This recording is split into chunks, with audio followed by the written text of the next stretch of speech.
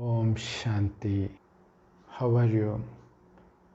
Recently I happened to see a video where the collapsed building in Turkey is shown, and from inside the building we are hearing a voice of an adult ordering a child to repeat some holy slogans of Quran.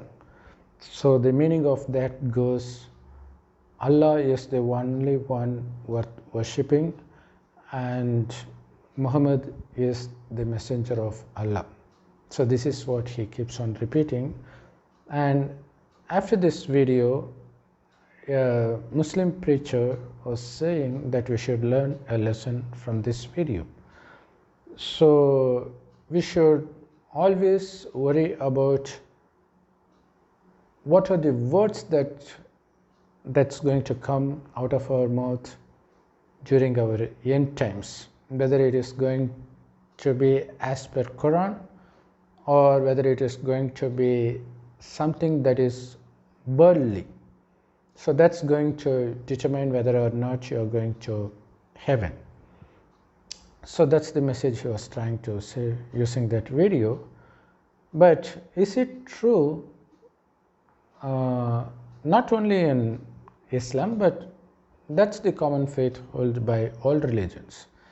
Even in Hindu scripture, there's a story where a sinner called Ajamil, who is so addicted to sex that he even lost his own daughter, and he married his own daughter and had a child with her, and that child name is Narayan. So during his old days, just before he leaves the body, he was repeating the name of his son Narayan, and he doesn't in any way have the thought of Lord Narayan, but he was just uttering the name of his son. Then he leaves the body. To everyone's surprise, he reaches heaven. So the message this story is trying to convey is, no matter how sinful you are, even if you say the God's name by accident, you are sure to reach heaven.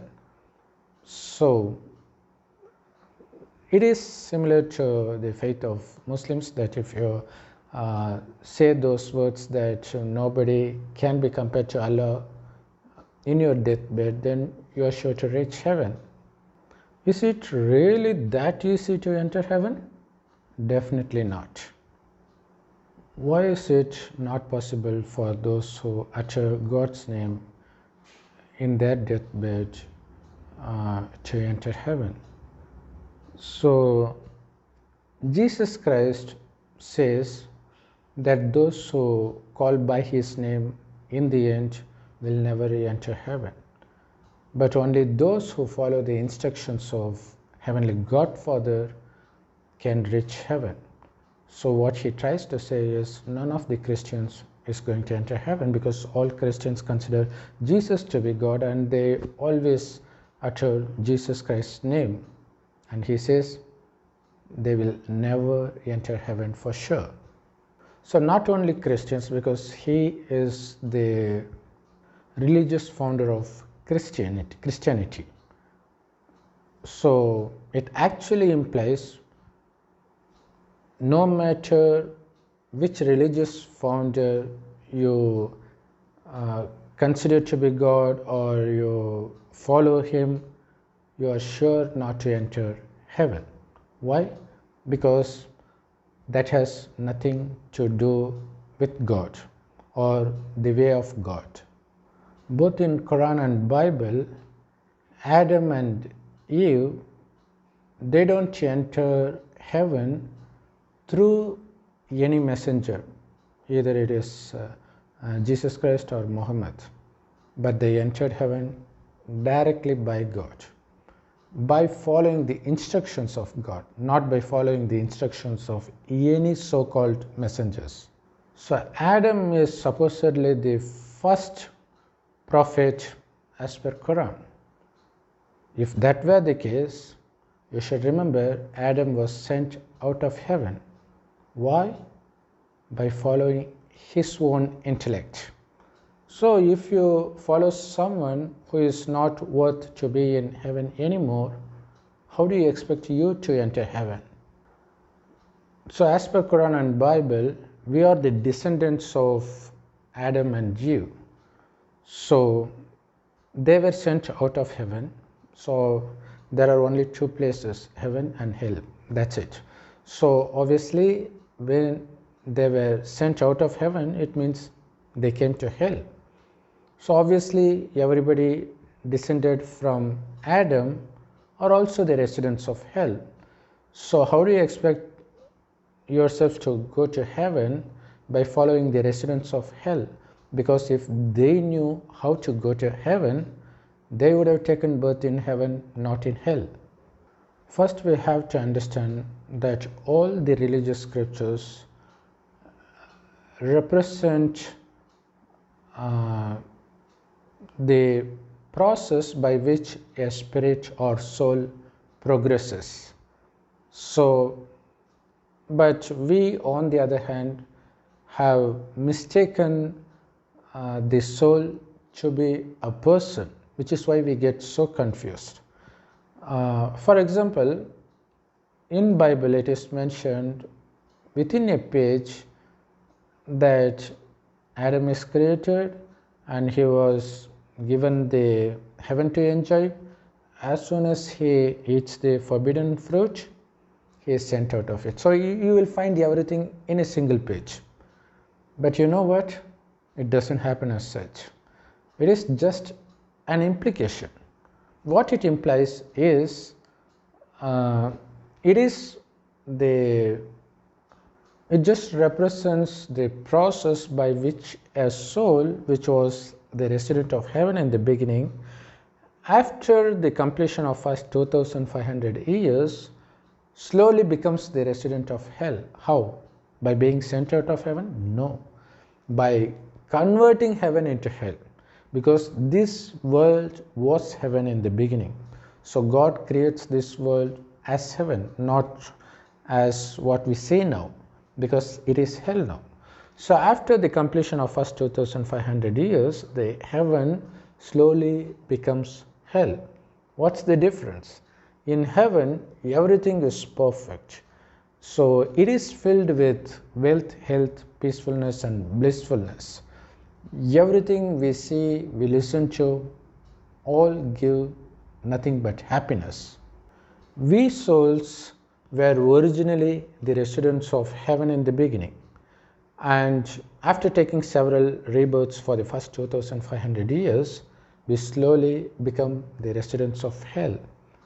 What do I mean that? Because the heaven is getting converted to hell, and the reason it is called hell is it is slowly becoming imperfect. Why?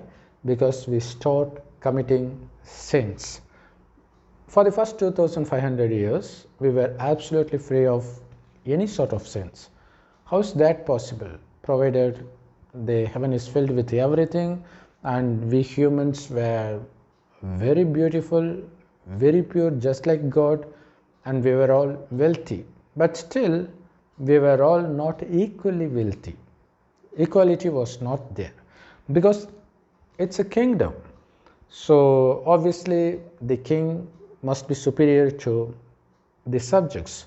Even among subjects, there will be number-wise positions, status.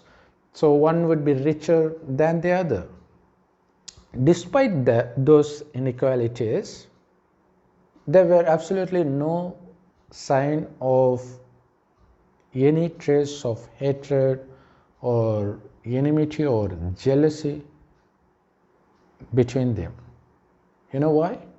Because they were absolutely soul conscious. Soul we are actually souls. We are not this body. This body is something we wear upon soul, just like we wear this shirt upon this body.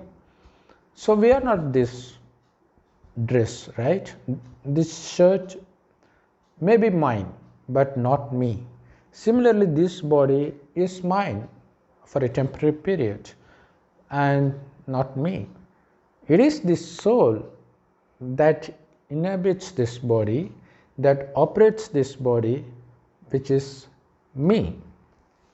While in heaven, we are absolutely aware of this fact constantly.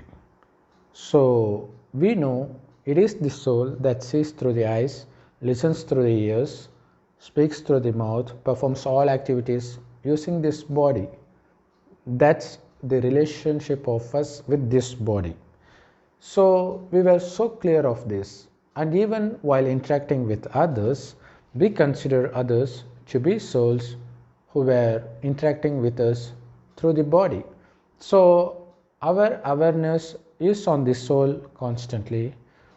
So we were not disturbed by the external beauty. Of course, we will all be beautiful, but still our source of happiness is from within and not from outside. Because we were constantly soul conscious, we'll be experiencing constant blissfulness, because the very nature of the soul itself is blissfulness. And that is the main reason we are not addicted or attracted to anything that's external to us. And that is the main reason we continue to stay peaceful and blissful all the time. So our mind was very clear. So we never commit any wrong actions. So we were not sinners for the first 2500 years, which is the main reason heaven is free of any form of sorrow or pain. Because we haven't committed any sinful acts, there is no reason for us to get punished. If there is no punishment, obviously we will not be sorrow or experiencing pain. But our soul will slowly be depleted of its power of purity. So by the end of 2500 years, it will reach a point where we start forget ourselves, which means we start forgetting that we are indeed souls. As a result, we considered ourselves to be this perishable body. Since we were not soul conscious any longer, we were not blissful any longer. So to stay happy, we need to depend on something external to us to feel happy. So that's how we become addicted to sensual pleasures. Thereby, slowly we became addicted to the five vices: lust, anger, greed, attachment, and ego. So when you get addicted and start experiencing pleasure out of addiction, we lose the ability to differentiate between right and wrong. Thereby we start committing more and more sinful acts, because of which we start losing beauty, wealth, health, peacefulness, and blissfulness. As a result, we start contracting many diseases, we start experiencing jealousy, hatredness, and war between nations, conflict within the family, outside family. So all of these things makes us to lose peace continuously, and that is when God comes. That is, to be exact, God comes 100 years before the destruction of this world to give this knowledge about this 5000-year time cycle. So the soul slowly loses its power. Similarly, the soul loses everything, all the treasures given by God in the beginning. So we start losing our beauty, wealth, health, everything. But still, we will not be experiencing any pain or worry while we were in heaven. It is only after entering hell we start experiencing pain gradually because of the sins we have been accumulating over time. So, for instance, if you take the beginning of hell, we start committing a little bit of sins. Then we leave this body and take another birth. In that birth, we will start creating more sins. Why? Because for two reasons. First, that ability to committing sin is getting transferred birth after birth. And second, our soul is gradually losing its power of purity, because of which it is more prone to sinful acts as the time goes on.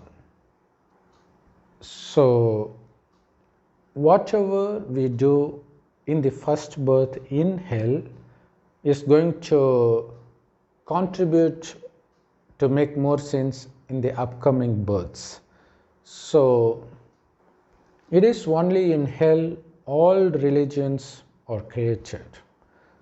So, obviously, even in hell, in the beginning, we will not be committing more sins as we do now. So, that's going to be very little. Despite that, we will be following the religions as well. So, we will be uttering God's name very much. Despite that, we will still be losing the soul power, we will still be committing more and more sins even after following the religions. So what I'm trying to say is, the religion has no capacity to stop you from committing sins.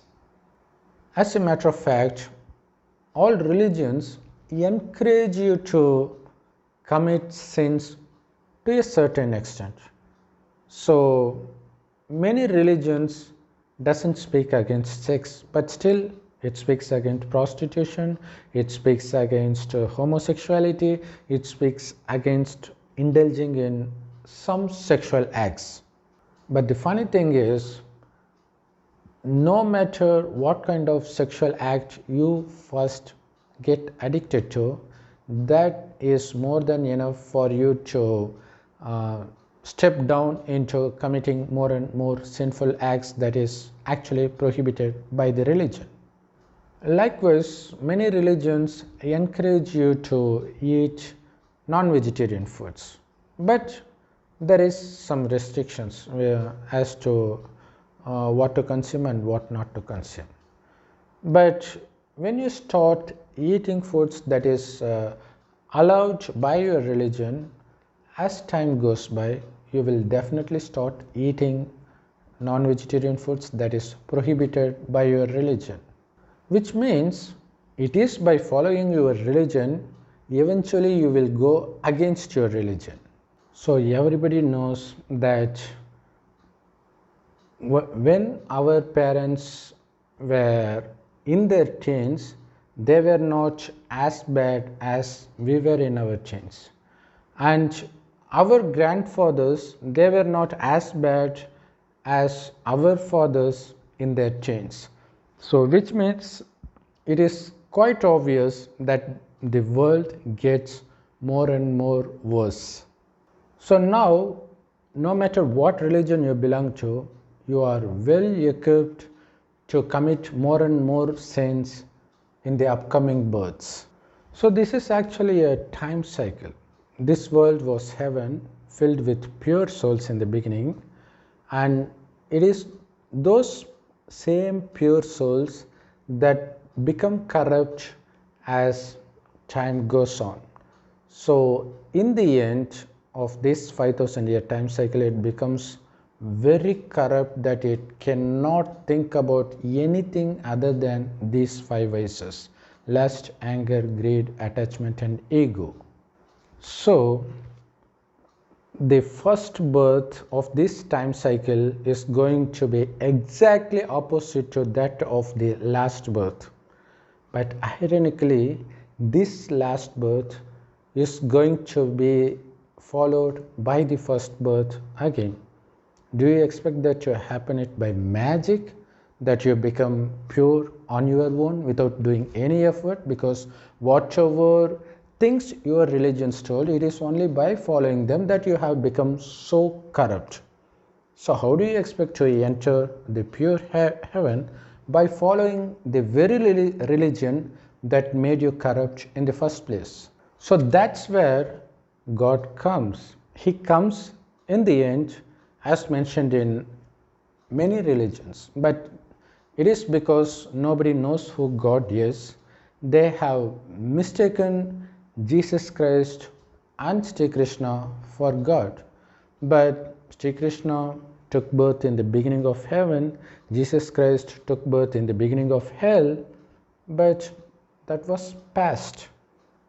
They came and they fulfilled their responsibility and they haven't gone. They have taken rebirth and they themselves have corrupt after taking several rebirths in the end. They themselves would have no idea that it was them who were Sri Krishna or Jesus Christ in the beginning. So they need someone to remind them of that. Of course, nobody remembers our past. Then who will remind us? So that's the role of God, only to remind us of who we really are. God comes 100 years before the destruction of this old world.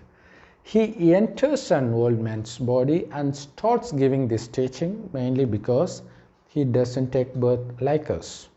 He doesn't have a body on his own, which is why God is not visible to anybody, as mentioned in Quran and Bible. And that is the reason Shiva is worshipped in the form of lingam.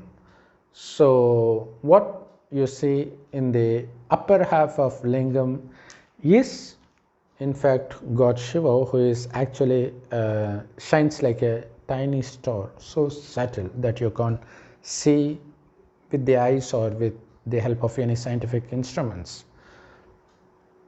But you can't worship God in the path of devotion for that tiny star, which is why you have a little bit bigger object, oval shaped object as lingam. So that forms the upper half. The lower half represents the mouth of the old person into whom God enters, because the sole purpose of God entering that old person is to give this knowledge. So for that he needs the mouth of that old man. So God names that old man as Brahma. So what you see in the lower half of Shivling is nothing but the mouth of Brahma, which is why it is also called Gomukh, which means the mouth of a cow. So now God gives us the knowledge of this 5,000 year time cycle, and he reveals how pure we were originally in the beginning and how we become corrupt by becoming body conscious from soul conscious. And God asks us to become soul conscious again. It is because by becoming body conscious that we get addicted to those 5 sins, 5 vices, thereby committing more and more sinful acts, because of which we are paying the punishment in return. So how to come out of the sins, out of the punishment for the sins we have committed in the past? God says, as long as you possess the capacity to sin, you will definitely be punished, because you will definitely be committing sins when you are triggered. So God says it is only by becoming body conscious that you develop vicious thoughts, like the thoughts on lust, anger, greed, attachment, and ego. If you are able to become soul conscious, then automatically you will be free from these 5 vices, because for you to have these 5 vices, you need to be in body consciousness. So that is the reason God asks you to consider yourself dead to this body. So consider yourself only to be the soul without a body. So now the only relationship to this soul is the Supreme Soul, God Shiva, and that God Shiva is called Allah by Muslims, Heavenly Godfather by Christians. So it is not enough only to remember God as a point of light after considering ourselves to be the souls, but also we need to listen to the teachings of God daily. So the direct teachings of God is called Murli, which is available absolutely free of cost in all Brahma Kumaris Rajyog meditation centers.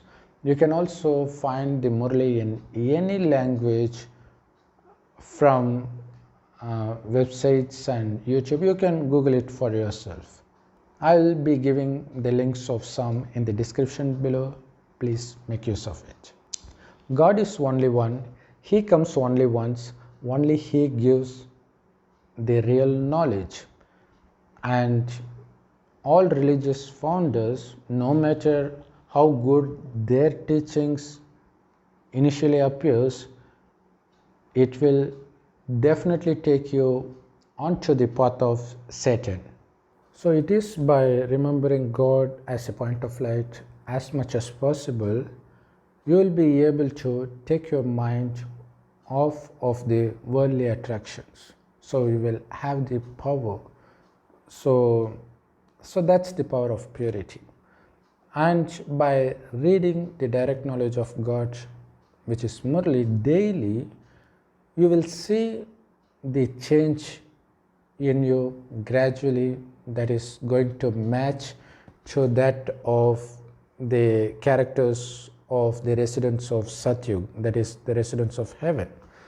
So before you leave this body or before the world destruction, if you are able to make your qualities as divine as that of the residents of heaven, that is how you are going to take birth in heaven, because it is your present karma that is going to decide your fate in the future. So it is because of our past karma, our present fate is determined. Only God knows how heaven will be, what our characters would be in heaven, and He gives this teaching and encourages us to imbibe those qualities.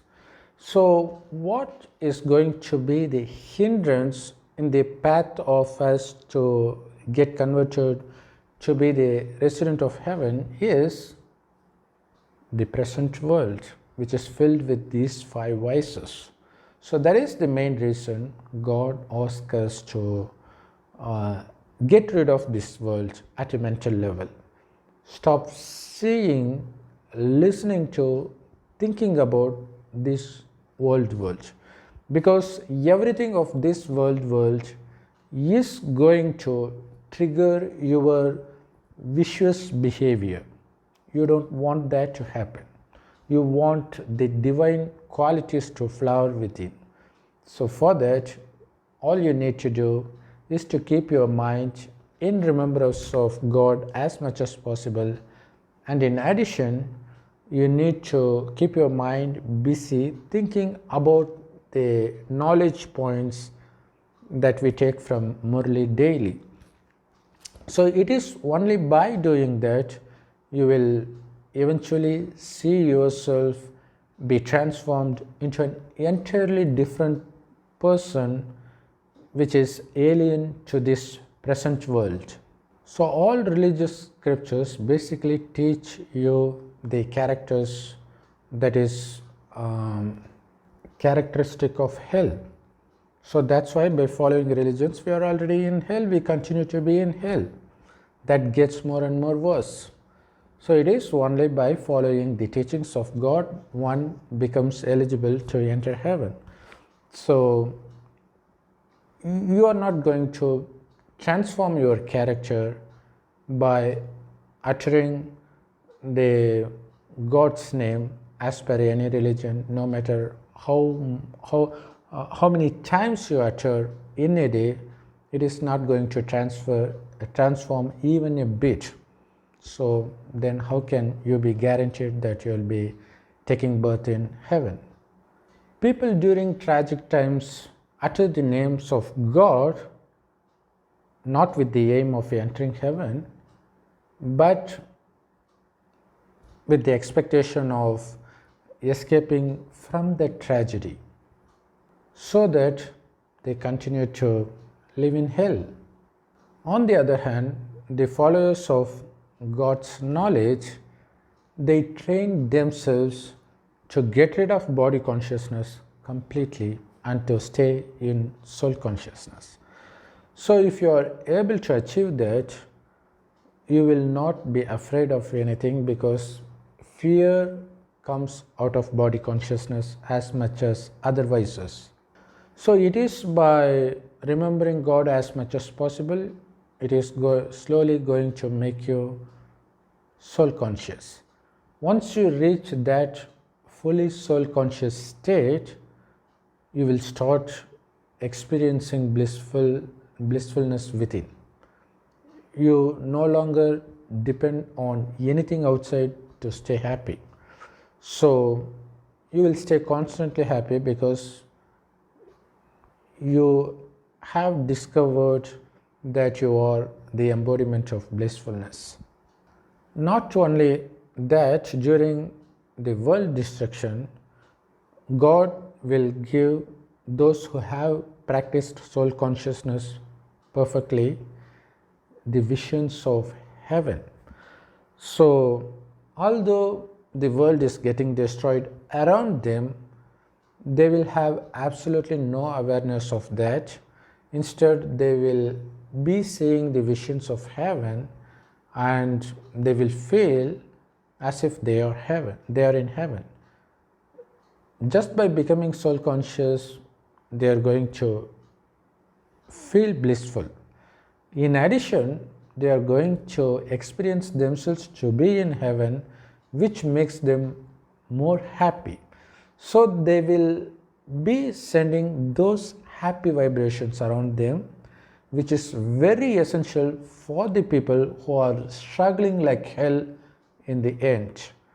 So it is how we help people around us, because that's the only thing people who have lost their family members in the tragedy in front of them needs. So by becoming fully soul conscious, by being in remembrance of God, you forget anything about this world totally.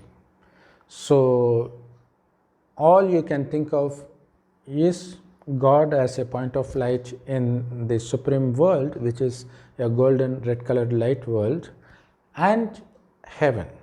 So those are the only thoughts that your mind is occupied with. So what actually happens is, the thought that your mind produces as soon as the soul leaves the body is going to determine where the soul goes. If you leave this body thinking of anything in this world, your soul is going to go there. If you are from India thinking about something in America, the moment you leave this body, the soul within a fraction of a second will take birth in America. So wherever you take birth in the world, it is still hell. You are still going to experience pain and sorrow in one form or the other. you don't want that to happen to you, right? So that's the reason God asks you to be possessed with the thoughts of heaven and the soul worlds, because that is where you want to go. You don't want to take birth again in hell. So you are escaping from the clutches of hell once for all, which means you are getting freed from hell, which is called mukti. So that can be achieved only by forgetting everything about hell, all the qualities of hell. So it is by filling yourself with the divine qualities of heaven, your soul becomes eligible to take birth in heaven and to escape hell. So only God has this knowledge that is capable of transforming you from the resident of hell into the resident of heaven. Other than that, whatever religion or preachings by any group, that is going to make you into the residents of hell. So no matter how much you chant the name of Krishna or Jesus Christ or Allah, it's not going to make any difference in your character. It's not going to transform you in any way. So as a result, there is absolutely no chance for you to enter heaven. So all Christians follows Bible, all Muslims follow Quran.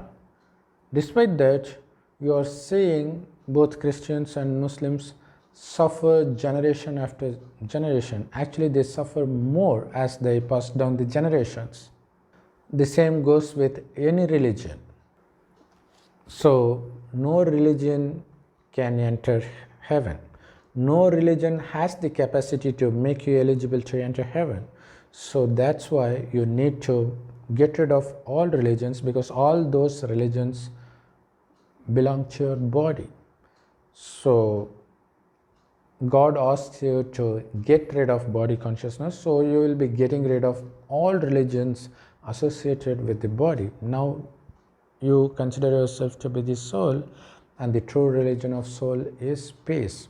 The only way for you to attain peace is to be soul conscious and to remember the Father of all soul, Supreme Soul, God Father, God Shiva.